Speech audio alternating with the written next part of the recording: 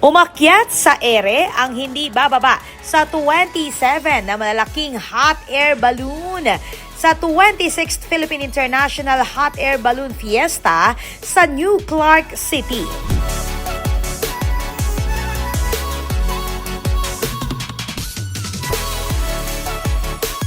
Dahil sa malamig na simoy ng Pebrero, naging ideal ang kondisyon para sa paglilipad ng mga lobo. Kapag pinainit ng propane ang hangin sa loob ng balloon, ito ay gumagaan kumpara sa paligid kaya't umaangat ang mga higanting inflatables.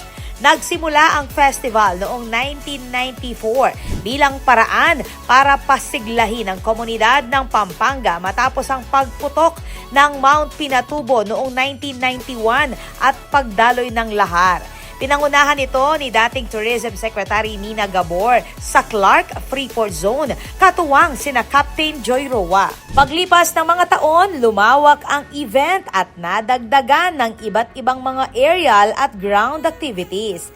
Ngayong taon, bumida ang drone racing, para motor formation flying, paragliding, hoverbike demos, kite exhibition, car drifting shows at radio-controlled racing. Ayon kay Captain Joy Roa, direktor ng Fiesta, may 22 special-shaped balloons sa event na ginaganap mula February 13 hanggang 15 sa isang weekend of everything that flies.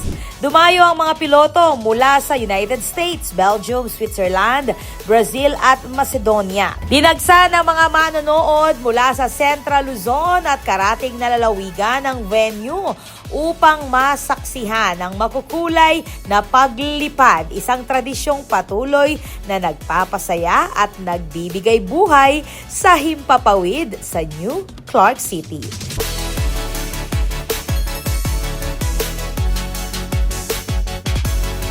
This is Patricia Mamangon on the spot.